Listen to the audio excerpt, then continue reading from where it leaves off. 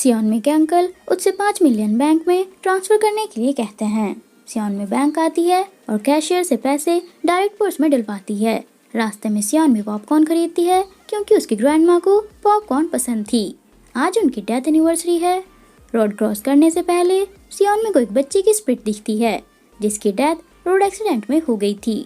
सियोनमी उसे एक पेपर में पॉपकॉर्न रख कर देती है। ज़ॉम्बी गर्ल उसे देखती है और ग्रीन लाइट होने पर रोड क्रॉस कर लेती है।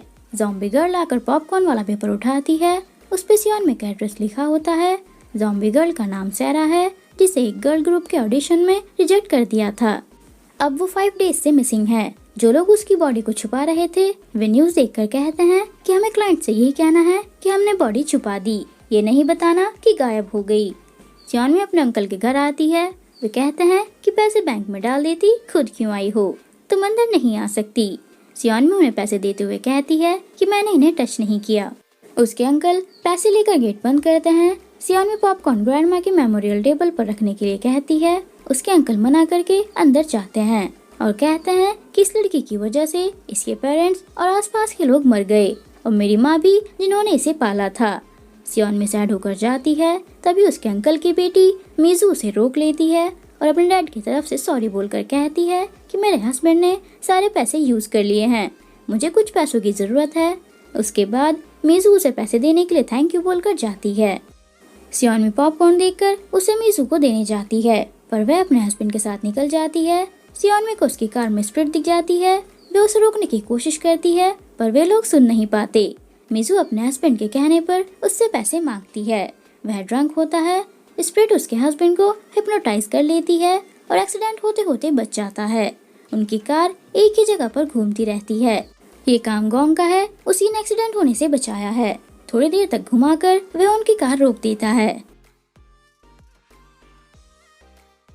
सियोनमी टैक्सी लेकर उनके पास आती है और स्प्रिट भगाने की कोशिश करती है और दोनों को कार से बाहर आने के लिए कहती है। मीजू का हस्बैंड हिप्नोटाइज होता है और कार सियोनमी के ऊपर से ही ले जाने वाला होता है पर गोंग कार को मैजिक यूज करके वहीं स्टॉप कर देता है।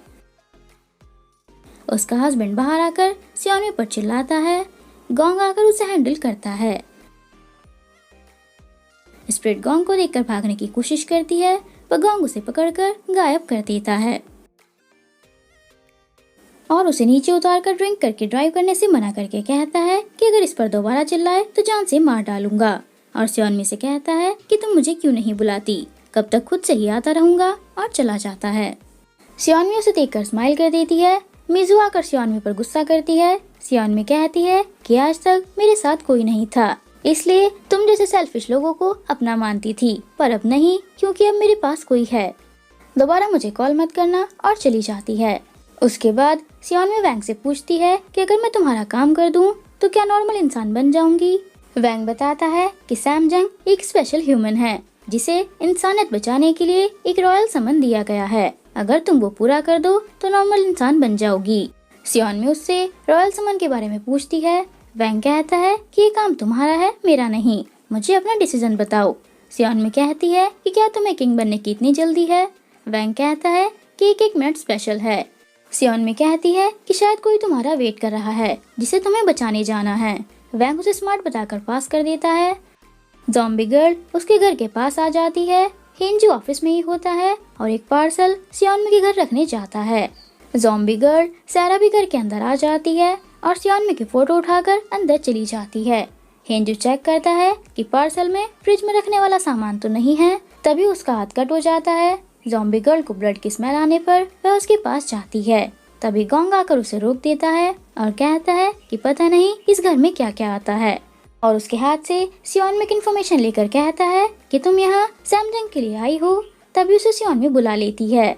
वह उससे बाद में डील करने के लिए बोलकर चला जाता है और सियोनमी के पास आकर कहता है कि तुम तो खतरे में नहीं लग रही हो।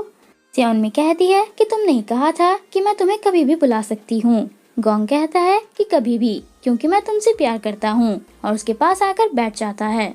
सियोनमी पॉपकॉर्न स्प्रिट्स को खिलाना स्टार्ट कर देती है। गोंग उससे ऐसा करने का रीजन पूछता है। सियोनमी बताती है कि ग्रैंडमा के मेमोरियल के लिए लाई थी पर उन्हें नहीं दे पाई। सियोनमी को सैड देखकर गोंग पॉपकॉर्न उठाता है और मैजिक यूज करके उन्हें ग्रैंडमा की मेमोरियल टेबल पर भेज देता है और उसे बताता है कि पॉपकॉर्न तुम्हारी ग्रैंडमा के पास पहुंच गई हैं और बाकी पॉपकॉर्न भी इसी तरह भेजता रहता है। वे लोग शॉक हो जाते हैं कि ये क्या हो रहा है। ग्रैंडमा भी स्माइल कर देती है। गोंग सारी पॉपकॉर्न भेज देता है।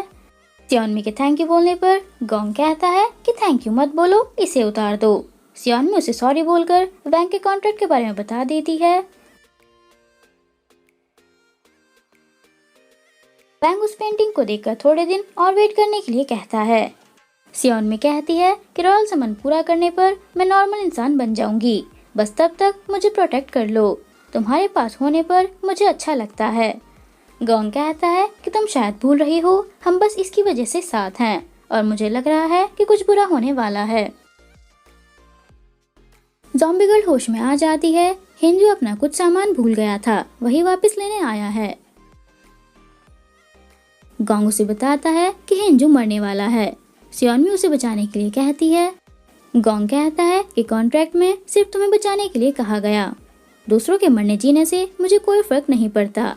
ज़ॉम्बी गर्ल सारा हिंजू पर अटैक करने वाली होती है।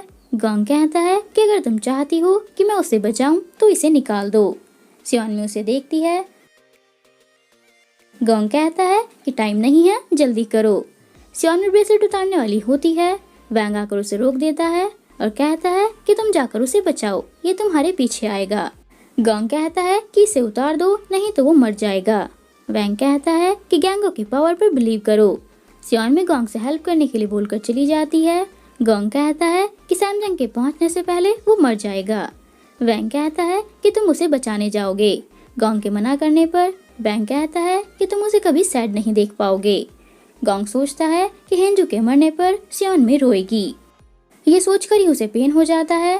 गोंग फिर भी जाने से मना करता है। वैंग उसके आंसू साफ करते हुए कहता है कि अगर वो रोएगी तो तुम भी रोओगे। गोंग पूछता है कि ऐसा क्यों हो रहा है। वैंग बताता है क्योंकि तुम उससे प्यार करते हो और उसे हार्ट बनाकर दिखाता है। गोंग सैरा को साइड करके हिंजू को बाहर जाने के लिए कहता है और उसके रीजन पूछने पर उसे बाहर पुश कर देता है। सियोनमी के आने पर हिंजू उसे बताता है कि तुम्हारे घर में कोई है। सियोनमी उसे जाने के लिए बोलकर अंदर चली जाती है। गोंग ने उसे बैग में बंद कर दिया है। सियोनमी कहती है कि तुम आ गए। गोंग कहता है कि गैंगो की पावर्स मेरी सोच से ज्यादा है, मैं ग्रेट सेज हूँ, फिर भी मुझे ये सब करना पड़ रहा है। सियोनमी सॉरी बोलकर कहती है कि अगर तुम मुझसे नफरत भी करोगे तो भी चलेगा। गोंग कहता है कि अब तुम्हें नफरत भी नहीं कर सकता। अच्छा हुआ तुमने गैंगो नहीं उतारा, वरना मैं तुम्हें तभी मार डालता। सियोनमी कहती है कि तुम मुझे गैंगो की वजह से प्रोटेक्ट कर रहे हो। गोंग कहता है कि मैं प्रोटेक्ट नहीं कर रहा हूँ, गैंगो कर रहा है, और स्माइल करके बैग वहाँ से ले जाता है। सियोनमी सुनकर सैड हो जाती है। उसने कॉन्ट्रैक्ट साइन कर दिया है। योंग कहती है कि कॉन्ट्रैक्ट के बारे में पता चलने पर गोंग चुप नहीं बैठेगा। वैंग पावर्स यूज करके कहता है कि ग्रेट सेज आसपास ही है। योंग कॉन्ट्रैक्ट सेफ जगह पर रखने जाती है और कहती है कि ये तो फेक कॉन्ट्रैक्ट है। वैंग कहता है कि मैं ग्रेट सेज को रियल कॉन्ट्रैक्ट तक पहुंचने नहीं दे सकता। योंग पूछती है कि रियल कॉन्ट्रैक्ट कहाँ है। वैंग कहता है कि मुझे पता है ग्रेट सेज। तभी रियल योंग वहाँ आती है और उसे देखकर शॉक हो जाती है। गोंग अपने रियल लुक में आ जाता है और स्माइल करके पूछता है कि तुम्हें कैसे पता चला। वैंग बताता है कि मिस योंग हर बार मेरे साथ ड्रिंक करती है, पर तुमने नहीं की। गोंग उसे कॉन्ट्रैक्ट खत्म करने के लिए कहता है और वैंग के मना करने पर कहता है कि ये बिल्डिंग बहुत अच्छी है। वैंग कहता है कि क्या तुम पागल हो जो शहर के बीच खड़ी बिल्डिंग को बर्बाद करोगे। गोंग कहता है कि तुम जानते हो मैं पागल ही हूँ, और ग्लास उठाकर चेयर करने पर बिल्डिंग शेक होना स्टार्ट हो जाती है। सब बिल्डिंग से बाहर भागते हैं। वैंग ग्लास उठाकर बिल्डिंग को शेक होने से रोक देता है। गोंग कहता है कि मैं इस बिल्डिंग को अपने एक फिंगर से गिरा सकता हूँ, और फिर से मैजिक करना स्टार्ट कर देता है।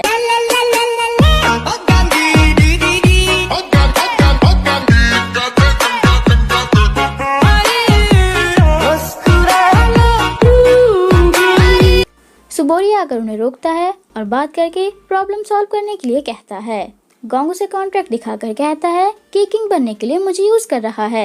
वैंग कहता है कि मैं तुम्हारी वजह से ही किंग नहीं बन पाया, तुम्हें रिलीज कराने की वजह से मेरे पॉइंट्स कट कर लिए गए थे।